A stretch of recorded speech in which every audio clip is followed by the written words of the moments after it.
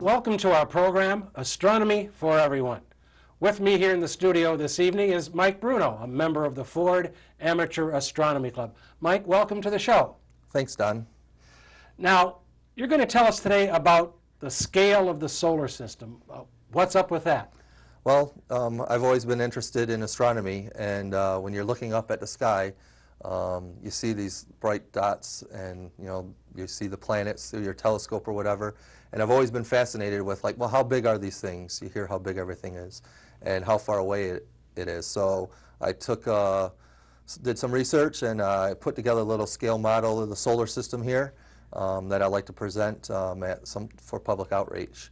And so I like to start off asking you, like, have you ever held the Earth in the palm of your hand before? Not really, no. Well, hold out your hand, and I'm giving you the Earth. The Earth here is a blue marble. It's just over ½ an inch. And for this scale, the Earth is compared to this weather balloon here, which is 5 feet in diameter. And this one little Earth right here, you would fit 1.3 million of these into that 5-foot weather balloon. Wow, that's quite a few. Yeah. The sun is actually 865,000 miles in diameter, and the Earth is 7,900. But at this scale, you would take that little Earth and you would go 550 feet away, and that's where you would set it. And that's how far we are away on the scale. Based on the scale that you're showing us here. Yes, and that is 93 million miles approximately in actual terms. I see. And now, if you happen to hop in your car and took the highway to the sun, you're doing 70, it'd take you over 150 years just to drive to the sun. Wow. In reality. So I really like to show the kids and various other people about this, and I have some other displays that we can talk about. Great. Let's see them, Mike. Okay. How the planets line up, Earth is not the first planet. We have Mercury. Mercury is 3,000 miles in diameter, and it's 36 million miles away from the sun. But on the scale, it's only 0.2 inches, or just over 5 millimeters. And right here I have a peppercorn as an example for Mercury. So we would take that, and we'd go from this weather balloon just 213 feet about away. And that's where we put this little peppercorn compared to the sun. And then moving on, the second planet from the sun is Venus. If you notice, Venus on this display is the same size as the Earth. I have a painted marble here, because Venus is almost the same size. It's 95% of the size of the Earth. It's 7,500 miles in diameter, and it's 67 million miles away from the sun. But on this scale, you have just over a ½ inch marble, and you would go 400 feet away with that marble. So now we went 200 feet, 400 feet, and then after that, of course, is us. So we have the Earth. We talked about that, but we also have the moon. And the moon is 2,160 miles in diameter. And on this scale, we have the moon here on actual scale. So I'll ask kids sometimes, like, how far do you think the moon is away on this scale? And people have given a variety of answers. Some people think the moon's the farthest humankind's ever traveled. Right. But on this scale, we've only traveled 17 inches, which is, I find, pretty fascinating when you really think about it. Not far at all in terms of this scale. Yeah, not far at all. But I just think it's something that it kind of brings you down into relative terms where you stand on the Earth, Exactly. Now something a little bit more, when I'm in this part, I kind of jump off a scale here real quick, and I talk about a globe, because a lot of people are familiar with the globe. And this is a common 9-inch globe that you would find in your home. And on this scale, I give the kids a tennis ball, so I get them a little active. And I say, okay, hold this tennis ball, how far away you think this is from this scale is. You have just over 2.5 inches would be the moon, and you would go 23 feet away. So now it gives them like, okay, now I see the Earth. Like you don't see the continents on that marble, but you get to see it. And some people will hold it like about here, you know, and some people will go out, walk a distance, but they're kind of in awe. They've never made it to 23 feet yet. They don't think it's that far right. in terms of this relative scale. But then I say, well, I give them one other question. How far away do you think the space shuttle is, or the space station on this scale? So when you take a look at this scale here, you'll get a variety of answers, of course. Mm-hmm. And I just love the answers from the kids. But basically, you can just hold your finger. You're about a ½ inch above the globe. And that's how far our space station and the space shuttle average orbit is. It's 200 miles. It's approximately 200 miles above the Earth's surface. But on the globe scale, you're only a ½ inch. And that's outer space where we are right now. That's fascinating, Mike. I wouldn't have thought it would have been that close. I'd have guessed out to here, maybe 3 inches or so. It doesn't take much to free fall around the Earth. No, it doesn't. No. But then moving on, we have one other terrestrial planet, Mars. Mm-hmm. And here we have Mars on this scale. It's represented by a pellet. Mars is actually just over 4,200 miles in diameter. And on the distance-wise, it's 142 million miles away. These are all average distances from the Sun. But this pellet here is only 0.3 inches. And on our scale, though, we're moving from Earth, which was 550 feet, out 838 feet. Wow. Yeah. But in between there, there's a big space. There's the asteroid belt. And just a quick point, the asteroids, there's over 1 million of them out there. And we know the asteroids may have taken care of the dinosaurs for us. But of those 1 million asteroids, the largest one's 25% of the entire mass of all the asteroid belt, if you just vacuum them up. And then you would have only some mass, which is quite small, even compared to the moon. The moon's a lot larger. If you chop that up into asteroids, the mass of that is entirely a larger number. So it's just the asteroid belt, just because it's spread out over such a large area. It's spread out over a large area, yes, but that's in between. So, so that takes care of our terrestrial planets. Where do we move to next, Mike? Well, the next planet out is Jupiter. Jupiter is 89,000 miles in diameter, and this scale, it's a kid's ball. This is like a number 2 soccer ball. It's 6.3 inches, so now you can hold Jupiter. Interesting. Yeah, and on this scale, Jupiter would be a ½ a mile away from the weather balloon we have here. Wow. We've gone from 800 and some feet to starting to measure it in miles now. Yeah, now we're into miles. And this is just a 5-foot weather balloon we have here. Oh, my. Yeah. Also, we move on after Jupiter out to Saturn. So I have Saturn here represented by a toy basketball. And Saturn is actually about 76,000 miles in diameter. This scale, Saturn, the planet, is 5.3 inches. And that's just a little kid's toy basketball. But as you notice, we have the rings. Mm-hmm. And yeah, the rings really add to the diameter of Saturn. They're 175,000 miles in diameter from one end to the other. And the rings are really just about 1 kilometer or just over a ½ mile in thickness. Right, they're not very thick at all. Not at all. So, but if I tried to make the rings to scale, I'd have a piece of tissue paper here. So I kind of cheated a little with some cardboard. We'd have a hard time trying to hold it and represent it.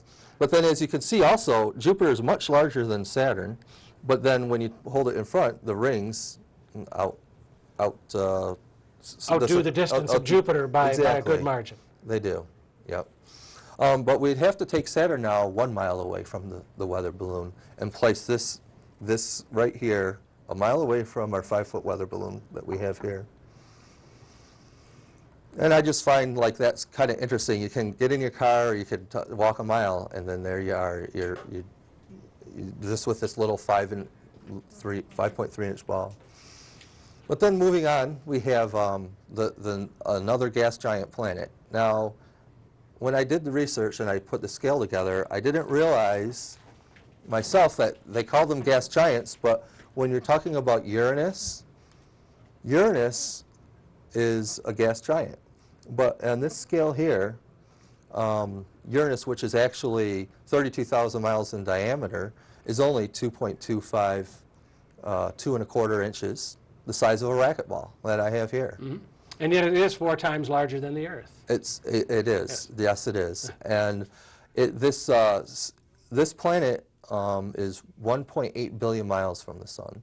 But on our scale, we went from a half mile to a mile. Mm-hmm. Now we go 1 more mile for a total of 2 miles just to get to Uranus. And then we move on to another planet that is similar to Uranus in size, is Neptune. Neptune is 31,000 miles, so just a tad smaller than Uranus, but it's 2.2 billion miles away. So I represented it again with another racquetball, 2¼ inches. But now we went, half mile, a mile, 2 miles. What do you think the next guess is here? I'll say 3 miles. You're right, just over 3 miles. Just over 3 miles, you'll find Neptune. And on this scale, now it's getting long. It's really for these little objects to go that far away, but to see this 5-foot balloon, it's fascinating. It is. It truly is. When you stop and think about it in those terms, it makes it seem much more real when you're talking about the miles, billions of miles. It's kind of tough to get your head around that, but this scale really does bring it down to more terms that I think people can get their head around. Mm-hmm. We have a couple of other items here with us in the studio, Mike. We do. Tell us about those. I don't want to pass up on one thing that was demoted recently, was Pluto. Indeed. Yeah. Pluto, when I prepared this presentation, was still considered a planet. Now they call it a dwarf planet. Whatever. To me, it's a planet. Let the academics decide what it is. But it's a hard object to see even on this scale. But Pluto is only 1,400 miles in diameter. It's smaller than our moon, and it's 3.7 billion miles away. On the scale, though, how far do you think? Half mile, mile, 2 miles, 3 miles? Pluto? Let's go for 4. You're right. 4.1 miles about is on this scale. A little tiny BB that you can barely hold on to, and that's Pluto. And we're sending a probe there that should get there around 2015, I believe. I believe so, yep. Yeah. Yep. But then moving on, though, there is something that's not a planet, but it's farther away than everything here. And it was a probe that was launched in 1977, and it's called Voyager 1. Indeed. Yep. Yes. Voyager 1, I don't have a scale represented on this because it would probably be a dust size. But the distance-wise, right now, Voyager is 10.7 billion miles away. So that's about 3 times farther than Pluto, just about. And that's the farthest anything has ever been sent from mankind out there. But on the scale, it's 12 miles away. So we went, so that's about 3 times Pluto. And so that little probe is still cruising on to infinity, but right now it's 12 miles away. Moving on, though, I have another item, is a basketball. Do you have any idea what this might be? Besides a basketball? Yeah. No, I don't, Mike. Well, I like to tell everybody this is another star. And this is our next closest star to our solar system. Indeed. Yes, this is Proxima Centauri.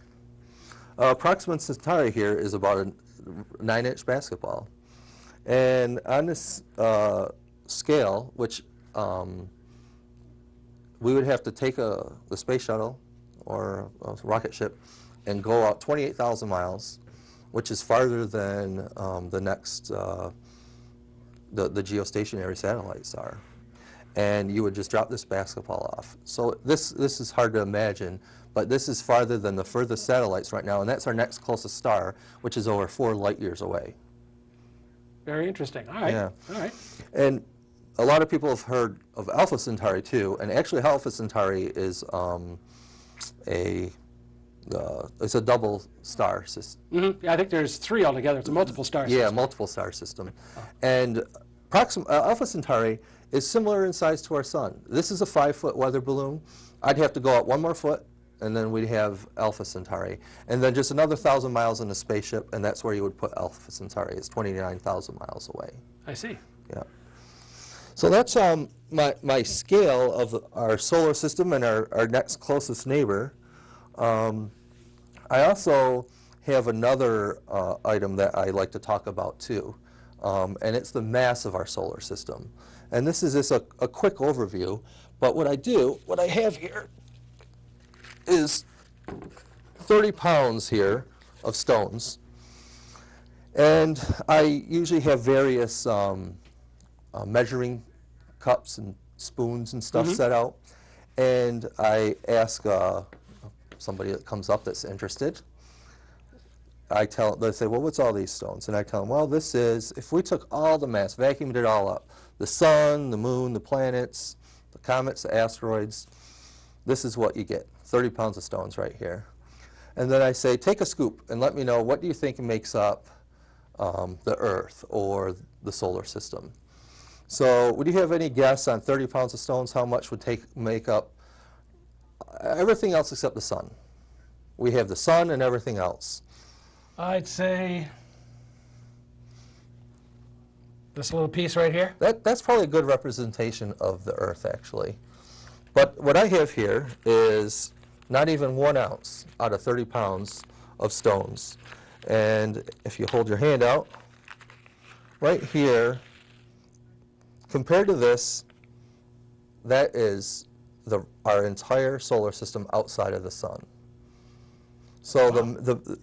You look at the sun and you know it's burning, some phenomenal amount of gas a minute, but it's not going to go out anytime soon. Especially when you look out here and you see this, and we have one little stone that, a real small stone that might be the Earth. Oh, losing some of the solar system, and then 95% of this is actually the 4 gas planets. So there's really not much left with the terrestrial planets, the comets, and the asteroids compared to the mass of the solar system here. Wow. This is amazing, Mike. It's just to put it in concepts that you can hold in your hand and get your head around in terms of distances that we can really understand. It puts a whole new perspective on it. Yes, I think so. And the comments and the remarks I get from the kids and the parents and the oohs and the ahs, looking through a telescope, I just love to show a kid the moon for the first time through a telescope. It's just great. And presenting something different like this, the scale of the solar system too, it makes them think, wow, this is, you're kind of small when it comes down to it. So just imagine, we're just a blue marble in the whole scheme of things. Mike, this has been a fascinating discussion. I'm glad you were able to come and share it here with us today. And if you have any questions you'd like to send us, don't forget about our email address. You can see that down at the bottom of your screen. And don't go away. We'll be right back after this. The Michigan Science Center has a display with the scale of the solar system. On the left here we have the sun, and the sun is pictured just as the limb of the sun. It's 700,000 kilometers in diameter, and so it's really quite huge. What's in scale is the distances between the planets from the sun. So Mercury at 36 million miles is about 0.4 of the distance between the sun and the Earth. So the Earth is at 1 astronomical unit from the sun, 93 million miles away. Mercury is at 0.4. Venus is at about 0.7 of 1 astronomical unit. Mars is 1.5 times the distance from the Earth to the sun, 1.5 astronomical units. But as you get farther from the sun, the distances get much farther, and so Jupiter is 5 times the distance from the Earth to the sun. So Jupiter is 400 million miles from the sun. That's 5 astronomical units. And so we've walked way out here, and we move over to Saturn, and Saturn is at just about 10 astronomical units out. Saturn's rings are very wide. In fact, they're about as wide as the distance from the Earth to the Moon. It's kind of interesting. And then finally we move over to Uranus, and Uranus is at 19 astronomical units. It's quite a ways out, and yet we still haven't made it to Neptune. So we've moved quite a bit beyond Uranus here at 19 astronomical units. And now we walk over to Neptune at about 30 astronomical units. It's way out here. It really is, as far as the major planets go, this is the end of the solar system. And beyond Neptune, we have the trans-Neptunian objects, the first of which was discovered in 1930, and we know it as Pluto. In 2006, it was demoted to a dwarf planet, and it is really quite small. And it sits here out at about 40 units on average, although the orbit is quite elliptical, and it sometimes spends time closer to the sun than Neptune, and it is currently heading even farther out into the, deeper into the solar system.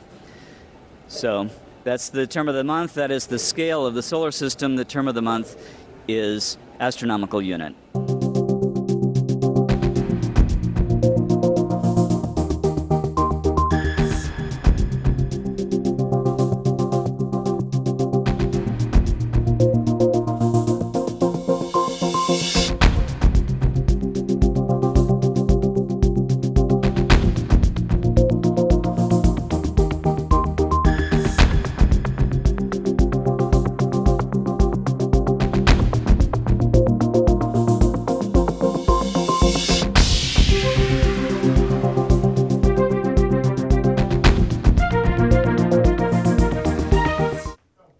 Coming up on Saturday, March 11th, is the Ford Amateur Astronomy Club Annual Astronomy Conference and Swap Meet.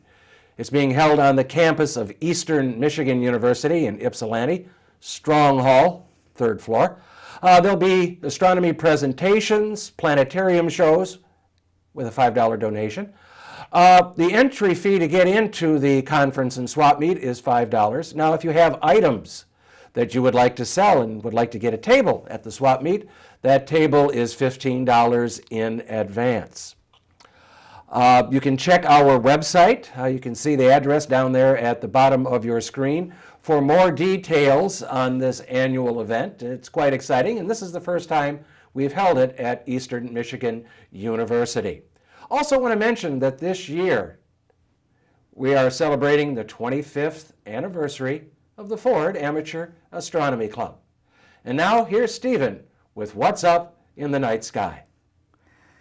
And here is what's up. The sun rises at 7:08 at the beginning of March and sets at 6:23 p.m. That same day.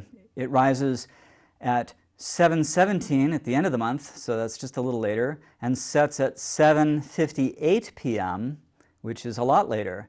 So you get, it's 9 minutes setting later, making the day slightly shorter, but it's the total is 95 minutes later. So an hour and a half later is a longer day.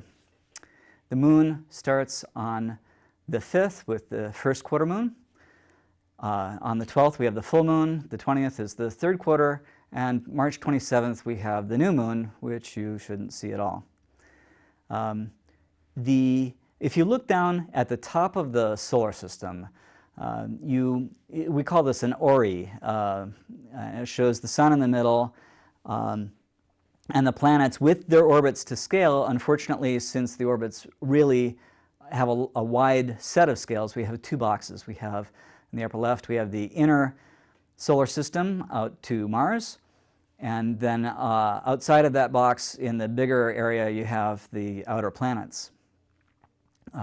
So anything from a line sort of between the Earth and the Sun is, and to the right, up and to the right, that is a, usually that is a morning object. Anything that is to the left of that imaginary line and around to the left is an evening object. So of particular interest is that the Earth, the Sun, and Mercury in the inner solar system, they are in a line, and Mercury is on the other side of the Sun from the Earth. So on March 1st, which is when this Ori is rendered for, Mercury is in superior conjunction. It is on the other side of the Sun from the Earth. We won't be able to see it at the beginning of the month. So that's why this shot with Mercury, Mars, and the Moon, this is on the 31st of March. Mercury has come out from behind the Sun. It moves very fast, so we can actually see this sort of thing. Mars also sets pretty quickly after the Sun sets. So this is at 8:15 p.m., not long after sunset. And then the Moon happens to be in the sky, so you could look at that. Next up, we have Venus, which isn't in this first shot. Venus, Mars, and the Moon here are at the beginning of the month because on the first. So this is at 8:15, and the previous one was at 9:15 p.m. Because Venus had an issue at the end of the month. Next up, we have Mars. We have Jupiter all by itself. Jupiter sets at the beginning of the month at 9:43 p.m. and at the end of the month it sets at 8:29 p.m. So it sets earlier. So it's better at the beginning of the month. This happens to be early in the month. So Jupiter rises really early.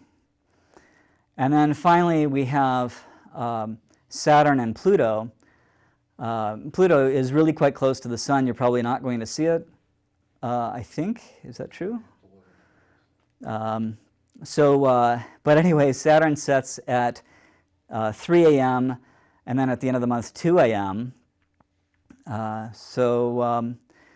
We would show Neptune, but Neptune has superior conjunction March 1st. We're not going to see it really all month at all. It's hard to see anyway.